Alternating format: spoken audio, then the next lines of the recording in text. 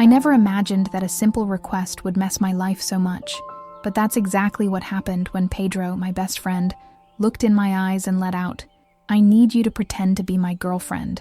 Dramatic break. I laugh, of course. It could only be a joke, but when I realized he was serious, that look begged something more than a joke. My whole body shivered. Pedro needed to get rid of the ex-teasing, and according to him, the only way to convince her that he had followed ahead was turning into the perfect girlfriend. At first, I thought it would be easy. Just a few hands, some eyes changed, and that's it. But soon it was clear that that lie would go too far, because the line between pretense and real desire is much thinner than it seems. And me? I was stupid enough to cross it without even realizing it. The first time he held my waist in front of her, I felt the heat go up my body. When our lips first touched, I swear it should only be acting, but my skin burned, my heart fired. The game was becoming dangerous, and Pedro, well, he started to look at me differently, provoking me to test my limits. Until one day, I no longer knew where the lie ended and the desire began. Now tell me, what would you do in my place? I should have said no. Anyone with the least common sense would have refused. But when Peter looked at me like that, as if I were the only person capable of helping him, something inside me weakened. "It's just pretense," he insisted. "Nothing will change between us." Would nothing change? Great joke. But at that moment, I believed. We defined some rules. Subtle touches to look natural, affectionate nicknames to reinforce the scam, and kisses only when it was extremely necessary. "Have you ever kissed someone just for pretense?" I asked, crossing his arms. He smiled in the corner. "You'll see I'm a good actor." I knew this was dangerous. I knew that playing with fire usually ends badly, but I accepted. The next day, we made our first appearance as a couple. Peter intertwined his fingers in mine and pulled me close. His touch was firm, hot. I should be comfortable after all. I was my best friend. But why did my breath accelerate? Then I saw his ex. She was on the other side of the hall, watching us with a look of those who were not convinced. Peter squeezed my waist and whispered in my ear, "She's looking. Kiss me." My skin shivered. There was no time to think, so I did what any lie girlfriend would do. I held his face, approached my lips, and my whole body vibrated when I felt Peter's taste for the first time. The lie was just beginning, and was already running away from control. My mouth found his. It was supposed to be something fast, superficial, just to fulfill the paper. But as soon as I felt Peter's lips, something inside me exploded. The kiss started soft, but the way he held my back of my neck, pressing our bodies, made my stomach turn. My fingers slid down his chest without me noticing. I should have stopped. But when he deepened the kiss, sliding his tongue against mine, a wave of heat traveled my body. I heard a throat clearing. I suddenly pulled away, my heart hammering. Peter's ex stared at us, his arms crossed and a skeptical expression on his face. "Very convincing," she said. Peter put his arm down my shoulders and smiled. "It's natural when we like someone." My skin burned. I needed to put thoughts in place. That meant nothing, right? But when we left, Pedro didn't let me go immediately. He pulled me into a discreet corner and stared at me. "That was strange," he murmured. "Yeah," I said, trying to disguise the rapid breathing. He ran his tongue on his lips, as if he still tastes my taste. "Maybe we need to train more," he said, with a shine in his eyes. My body reacted before my mind. He approached a little more, his fingers lightly brushing the skin from my arm. "You're taking it seriously," I tried to play, but my voice came out lower than I wanted. Pedro laughed. "You don't?" I felt a shiver through my spine. The lie was getting dangerous. After that kiss, everything changed. Pedro and I continued with the farce, but something was different. The way he looked at me, as if he was seeing something new. His touch lasted a little more than necessary. One night we were in his apartment, planning our next show to convince the ex once and for all. He opened a bottle of wine and threw himself on the couch, calling me with a gesture, "If we will pretend we are a couple in love, we need to rehearse better." He played, serving the cups. I sat next to him, trying to ignore the growing tension. The wine warmed my body, but not as much as Peter's gaze. "So," he said, leaning closely, "what do couples really do?" I rolled my eyes, laughing. "You are a terrible actor." "It will be?" He slid his fingers down my arm slowly, as if testing a theory. My laugh died in the throat. Peter was always provocative, But that was different. My senses were too alert, my body reacting as I shouldn't. He came closer, his breathing mingling with mine. If it wasn't a lie, would you kiss me now? Swallowed dry. My body responded before my mind, leaning over at him. I needed to get out of there. I needed to cool my head. But when I tried to get up, Pedro held my waist, running away from me. The way he said that made me hold my breath. I wasn't running away from him.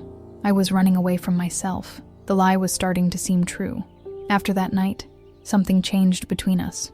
The tension between me and Peter was more intense. The previously innocent touches began to seem premeditated. The glances took a little longer. And the worst? I was enjoying this game. One afternoon, we were in my apartment when Peter casually decided to test my limits. If we are going to fool everyone, we need to be more natural, he said, throwing himself on the couch. I crossed my arms. And how exactly do you want to do that? He smiled, that smug smile that always made me alert. Practical experiments. Before I could answer, he held my hand and slid it down his chest, guiding my fingers over his shirt. My heart fired. Is it comfortable? He asked softly. I should have laughed. He should have removed his hand and closed the game.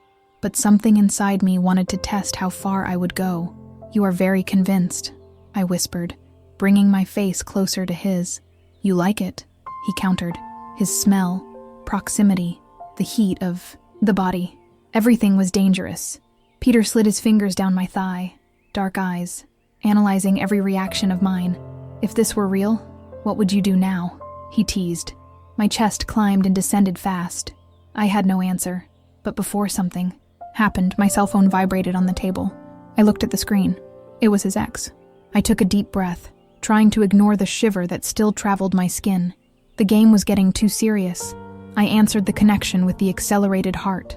We need to talk. Peter's ex voice sounded on the other side. I looked at Pedro, who was still too close, watching me. He arched his eyebrow, hoping me to say something. What? My voice came out more unstable than I wanted. About you and Pedro, she said. About your game. I felt my stomach turn. We found her in a coffee. She was waiting for us with her arms, an unnamed smile on her face. How long have you been together? She asked, looking straight at Pedro. He squeezed my hand on the table. A few months. She laughed, shaking her head. Funny, because 3 weeks ago Peter was in my bed. My chest crashed. I looked at Pedro, waiting for a reaction. He just closed his face. This is a lie, he said, harsh. Ah, is it?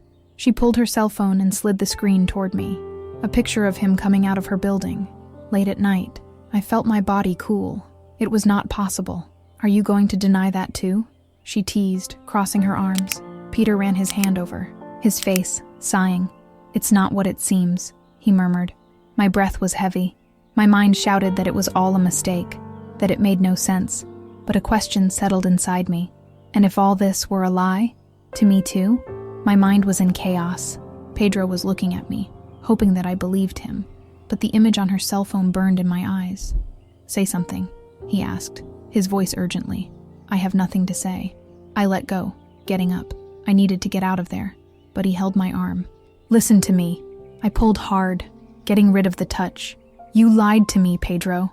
We spent weeks pretending it together, and all the time were you with her? He shook his head, his serious eyes.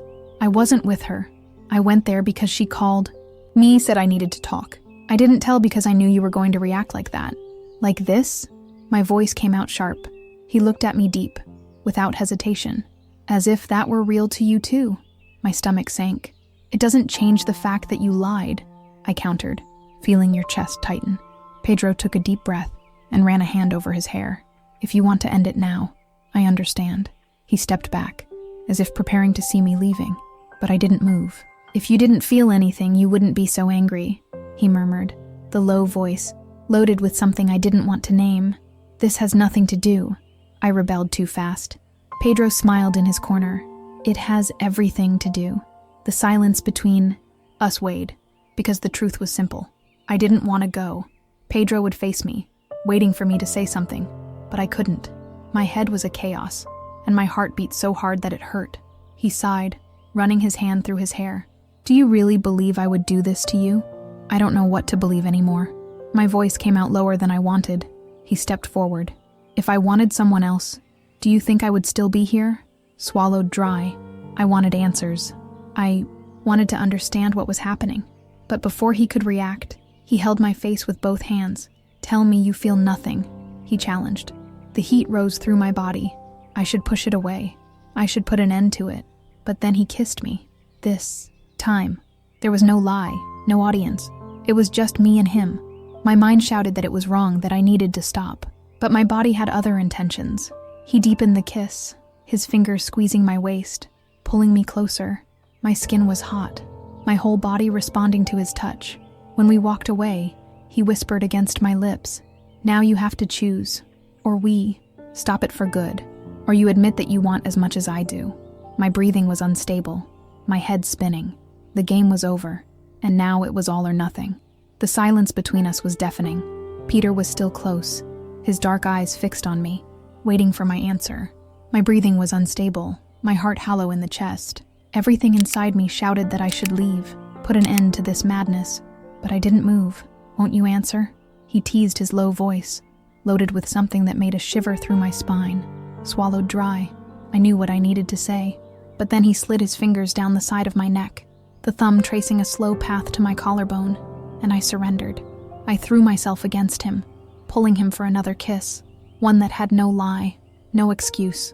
Peter corresponded to the same intensity, his hands exploring my body, holding my waist tight as I pulled me against it.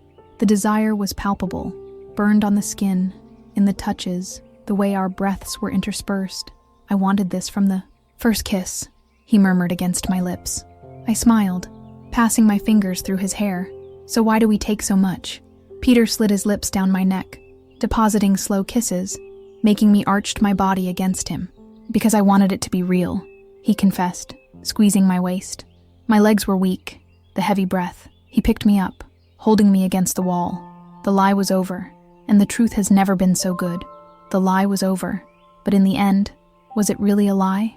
It all started as a game, a staging, but the line between pretending and real desire fell on the moment our bodies touched, the moment our eyes began to say more than the words. Pedro has always been my best friend, but now he was more than that.